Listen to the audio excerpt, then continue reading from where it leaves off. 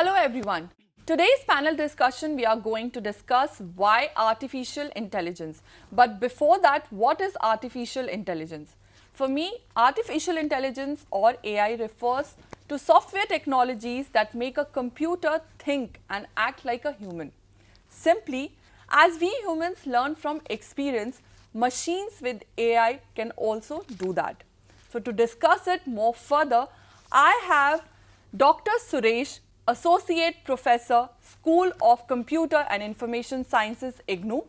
And then I have Dr. Vipul Vashisht, Group Director, Technology from IRT Digital Analytics. And last I have Sunil Arora, Founder of eGyanKosh Services Private Limited.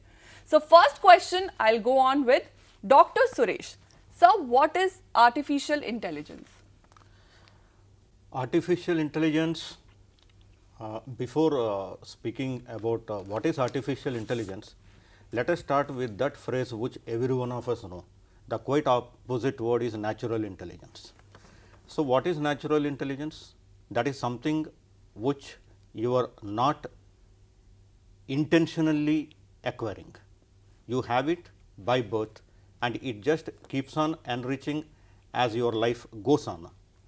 Now, artificial intelligence is something wherein you are imparting some training so that something which is not intelligent is trying to become intelligent, or becoming intelligent maybe not to the extent wherein you are expecting, but definitely intelligent when compared to the earlier stage. The most complicated object in the world is in our head, that is brain.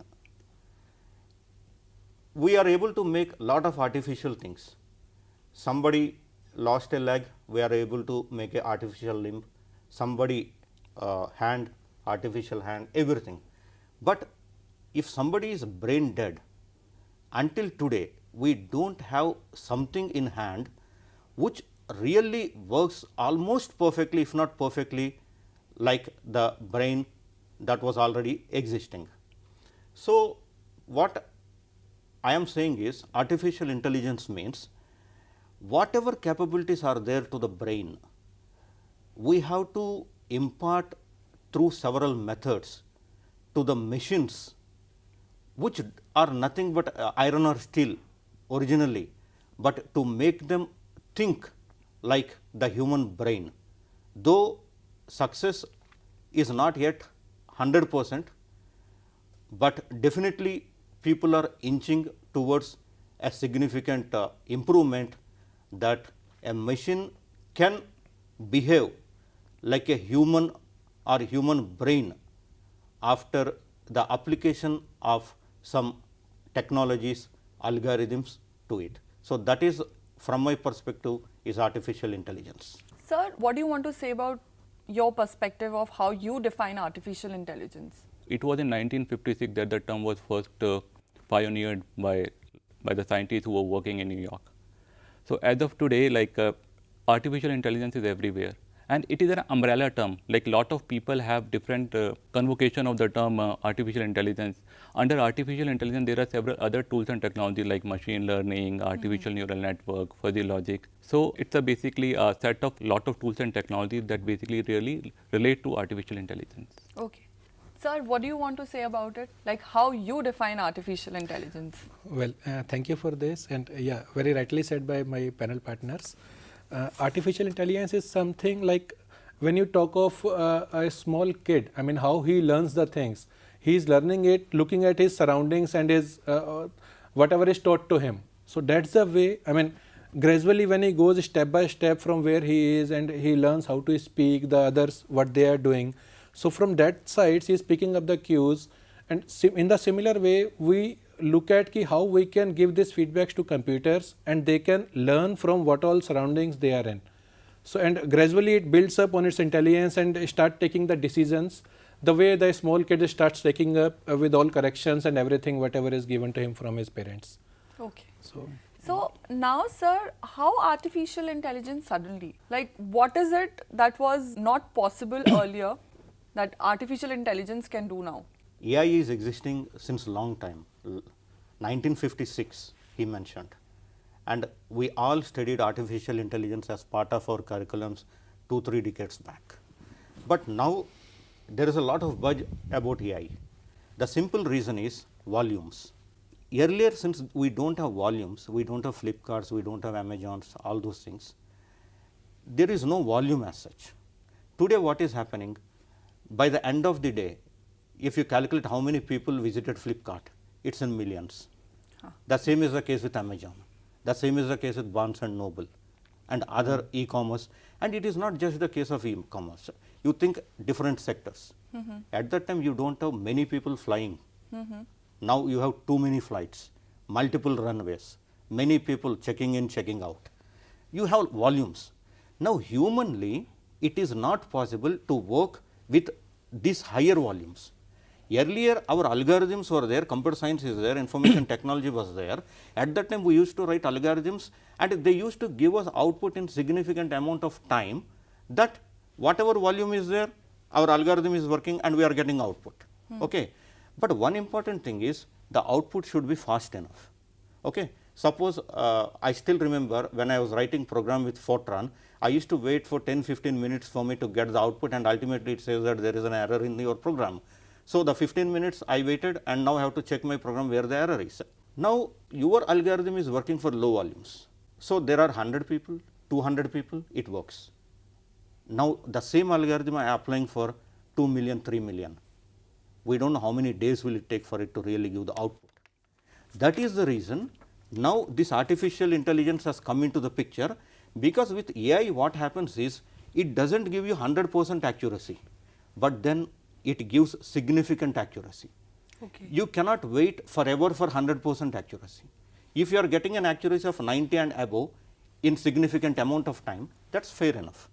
So, that is the reason now without AI we can't live, because you can't stop volumes. You cannot say to the people, don't shop from Flipkart or Amazon or don't fly, all those things. Now, volumes are there. Now, you need algorithms. Technology was there. Now, we are applying that technology. Since application started, now the area started improving. Earlier, it is only artificial intelligence. Now, there are several areas of it which are working on different situations. Okay. So, that is the reason why we need artificial intelligence now. And another thing is jobs. With application of technology, we have jobs also. As per Gartner's report, in 2020, we are going to have 2.3 million openings in the area of artificial intelligence. Okay. So, 23 lakh jobs, they are out there. So, whoever pursues that technology are having chances to get a job. So, now there is a demand for AI courses. More and more people want to pursue them and get a job. So, that is the reason why artificial intelligence is now. So, on that note, sir, I want to ask you like the same question, that what is possible with AI now, which was not possible earlier? Apart from AI, there are two other technologies that we need to look at. One is cloud computing and other is big data. Like as you were mentioning, velocity and volume of data. Taking example of Amazon or Flipkart, like the volume and the velocity which was not there earlier, which is there today. Yeah. So basically, you need infra to do program on that kind of a volume. If I am running a simple laptop with a simple processor and RAM, nobody can work on AI.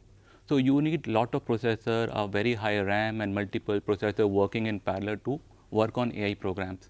So when we talk of cloud computing is that you are hiring the infrastructure on rent from people like Amazon and Microsoft Azure. Once you have that kind of infra in place, then basically you can run these kind of programs. Other thing is big data. So cloud computing and big data are the two technologies that are running parallel with AI. Okay. So big data, you have got lot of open source technology like Apache. Initially, once a graduate student is out of college, basically how do he start working on AI? So there are a lot of open things which are basically free of cost. You can just simply download those software from the web and you can apply those things and start learning. So that is basically how people should use AI going forward. Okay. Big data, cloud computing, AI go hand in hand. And this is one bus which nobody want to miss nowadays. Whether you talk of a student, graduate, businessman, AI is everywhere.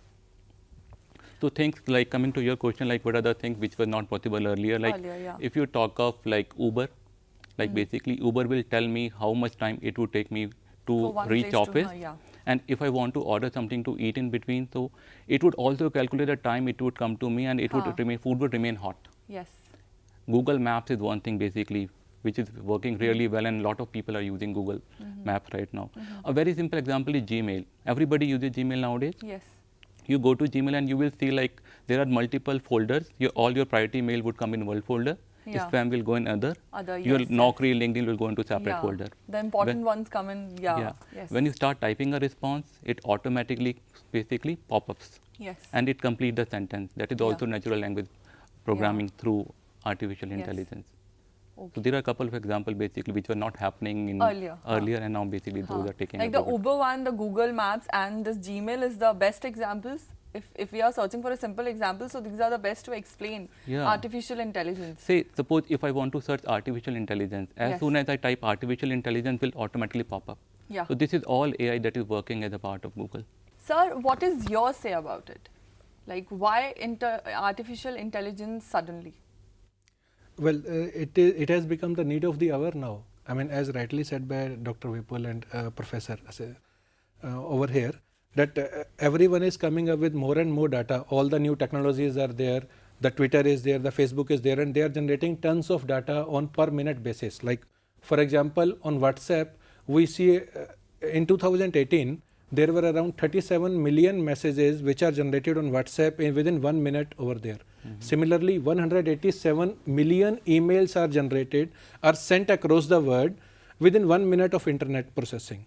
So if that is the amount of data which is being generated, and then on top of it, the Google and others are doing the artificial intelligence, which includes the things like autocorrection and then auto-completion and response on that. So that's where the algorithms are required, and that's where the AI is playing a huge role in terms of NLP and other aspects. So and these are the examples within IT. Now I'll just take one more case study where the people are using the AI beyond IT sector. Like for example, it is extensively used in terms of crime investigation.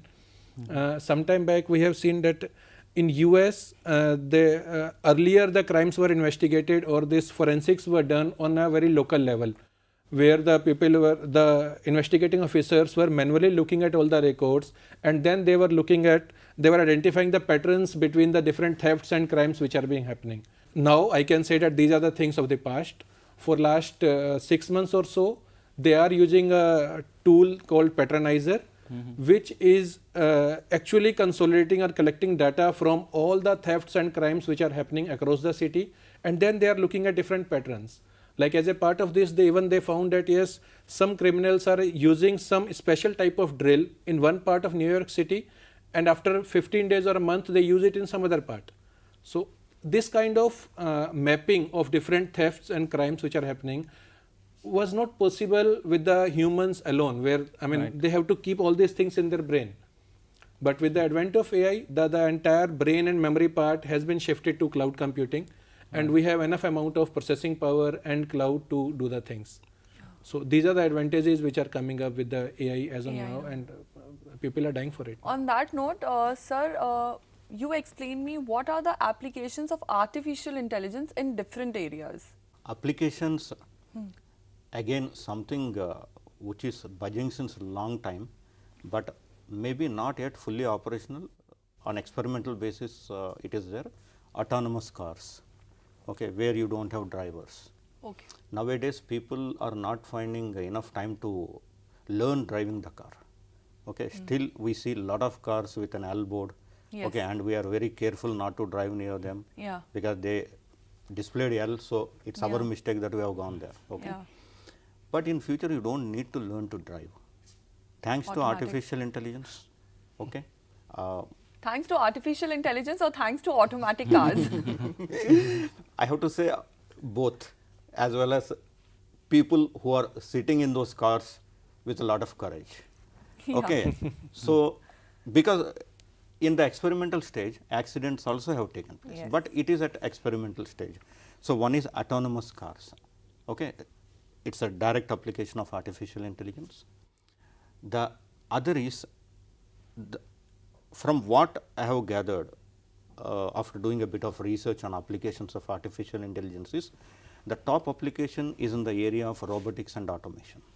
Okay. We already know that robots are being used in manufacturing. Now we have something called iRobot.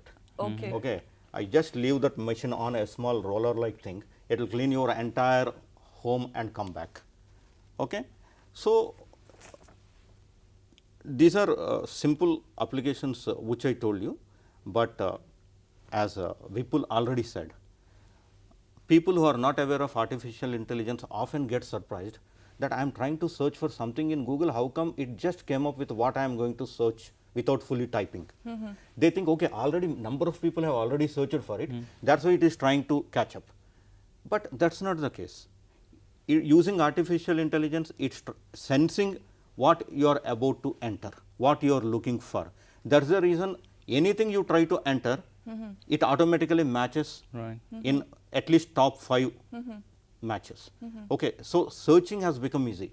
Earlier searching means wherever it exactly matches in your entire world of documents, you get millions. But now they have become context sensitive. If I, for example, there was a match between New Zealand and Australia. I type New Zealand, it comes up with versus Australia. Yeah. Okay. I click it, it shows cricket match score. Where did I say it's I just typed in New Zealand, I did not say you show me cricket match score. I did not say versus Australia, but then it's coming up because it knows that this person is searching for it only, because since last 2-3 months I am doing that job only in the Google, whenever I want to see search. So, it has catched up this person is using Google nowadays since last 2 months for cricket score. So, let me show the today's match for him. So, this is the application of artificial intelligence. So, artificial intelligence applications now have become so much enormous that people say knowingly or unknowingly 85% of the companies or more than that are using artificial intelligence. They do not know that they are using AI, but they are using AI. So, vast number of applications. So, what do you want to say about it? Like, what is your say about applications of AI? So, we work from data from start to end, and artificial intelligence form the topmost layer of our BI, business intelligence tool. So, I will give couple of examples of our customer where we have implemented AI and how this has benefited them. So, for one of the Japanese insurance company, so we had used artificial intelligence to do churn prediction. How many of the customer would not renew their insurance? So, we looked at their data, we did customer segmentation, clustering, and then basically using Python, we were able to find out how many people basically were not able to renew their policy on time, and basically what would be the churn prediction rate and how we can proactively go back to those customers, call them and basically see that revenue is not leaked. In a couple of manufacturing companies, like we work with a lot of CFOs, chief financial officers, who looked at their revenue number for past 7 or 8 years. So, this is legacy data which could be done by using any tools. Now, using machine learning, the CFO would be able to know what would be his profitability after 3 years, after 4 years. Similarly, for a workshop manager, he would be able to predict or forecast how many warranty defects would come looking at the historical data. So, this is a data which all the business managers are today willing to look at. They have stopped looking at legacy data because this is already there in their data warehouse. They want to use artificial intelligence and machine learning language like R and Python to have a forecast of their future, so that they can plan their budget and their resources accordingly. Okay. Now, so what do you want to say about this? Like, what is your say, and give some examples of applications of AI in different areas? Yeah, sure. I mean, at eGyanKosh, like my company where we work on, we are doing coaching and consulting with many companies over there and dealing with them with respect to how AI can be implemented in their companies and what are the benefits of that. So, as a part of this, I mean, we have connected with some telecom companies, and like the major issues that come up with them is with respect to the churn management and how to promote new and new schemes to the subscribers. So, that's where we look at the marketing pattern of the things, and we give in different recharge options to the users. So, that kind of promotions are being applied. As a part of this, I mean, we have seen that yes, the telecom companies are extensively making use of this with respect to their marketing and in terms of the network management. Coming back to sir, first it's like I read somewhere artificial intelligence, there are some features of human intelligence that artificial intelligence possess. It's like speech recognition, and then problem solving, decision making, and visual perception. So, sir, can you make me understand like how? Yeah, actually that is the objective. A human, whatever he or she does, they are directives from your brain. Okay, so we have seen something, it's an image. Okay, it gets processed by our brain, and then it gives advice to one of our organs. Okay, that organ acts. Okay, So, that is why we have a field called image processing. Okay. Okay. So, if you consider a robot, Yes. a robot though not an exactly human, but the shape is like a human. So, now to make this robot acquire all the features of a human, you said speech recognition.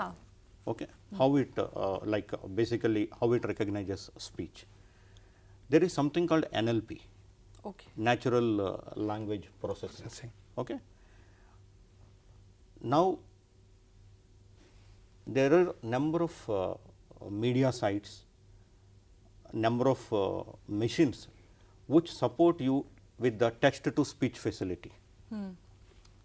Okay.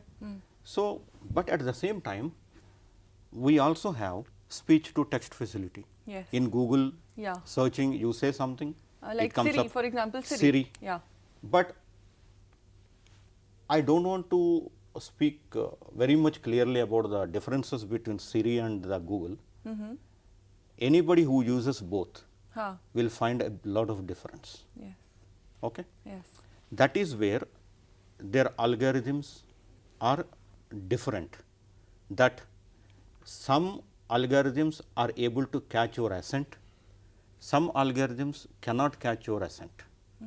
The same is the case with pattern recognition. You are trying to type something in your SMS and the pattern is coming up and you directly select without fully typing. Auto correction. But at the same time, it is not the same with every software. Okay. Try it on iPad, you will find bit different. Try it on an Android phone, it's a bit different. Okay. So, basically this robot, if it has to recognize images, it has to be programmed with image processing algorithms. That is how it is possible for it to recognize the images. Now, here there are two things. One is called supervised learning, the other is unsupervised learning. Okay. In supervised learning, what happens is you provide a huge database to the machine, huge database. Okay, I have given you 1 lakh faces. I give you a face, search for it. It searches all 1 lakh faces, wherever matches it takes it. It takes it.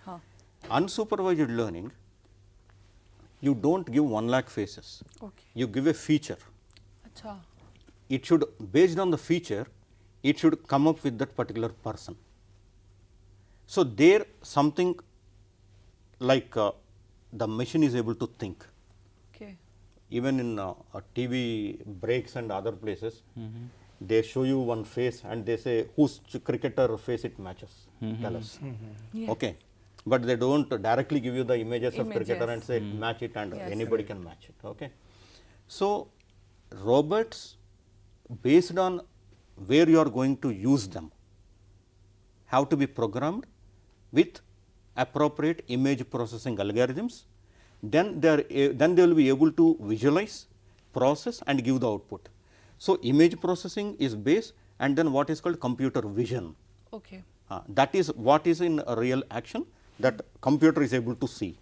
When I say computer, you can apply it to robot. Okay, robot is also a computer. Ultimately, everything is run by a computer. So, sir, how do we pursue a career in artificial intelligence? If one has to pursue a career in AI, the best option I suggest is to do a MOOC. Okay. Okay, and you can do MOOC on a Coursera.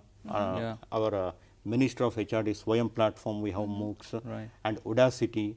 Some of these portals are offering free introductory course on artificial intelligence. Okay. So, one can pursue it, and in case they are feeling interested, they can go for paid courses. Okay. And they can select a University of Illinois or California or Stanford University or IGNOU or any university and do a MOOC in artificial intelligence. Few days back, I studied about Coursera. They have tie-ups with companies, and you do not know that they have tie-up, but if you do very well in that MOOC, the company is going to give offer to you.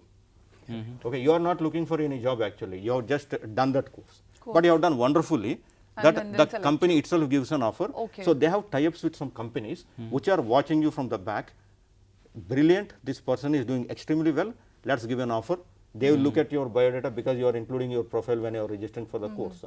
So, suddenly we do not know what will kick up and a person may become a specialist in AI, but to start up you have to go to a MOOC, start pursuing more and more interest, more areas, and we do not know when the person may get a big break in career. Right. So, same question, how a student can pursue artificial intelligence? I will just let you know what things I look into a person when I hire him as a data scientist. So, first of all, a person should be passionate towards programming. So, there are two kind of mindset. One is the analytical mindset, which basically is tied towards programming. Yeah. Other is a creative mindset that is basically more towards Photoshop and imaging kind of a thing. So, person should be passionate towards programming. He should be a coder at heart. This is one thing basically which is required. He should have interest in mathematics, probability, stats, calculus, because these are the fundamental behind all algorithms. If you are passionate, have a computer science background in mathematics or computer science and dedicated, then basically within a month you can start basically building on something. And if you have a programming background of Java or any object-oriented programming like C++, then it's a value add. And sir, same question for you. How a student can pursue artificial intelligence career? Well, in this one, when I say, I mean, the artificial intelligence is definitely there with respect to when we talk of algorithms and others, but then the scope of AI is growing up and it is going much bigger than these things. I mean, there we see that even the persons who are at the management side, they should know and value the artificial intelligence. And the persons who are at the software engineer level, they should also do it. So there are different courses available for different levels, and the different, I'll say the lateral courses available for the persons who are having 10 years experience already working in IT, or the persons who are just freshers coming up to the thing. So that is all in the panel discussion today about why artificial intelligence suddenly. So now I would like to thank Dr. Suresh. Thank you very much. Dr. Vipul. Thank you. And Sunil Thank for you. making us understand better what is possible with AI today that was not possible earlier. Thank you.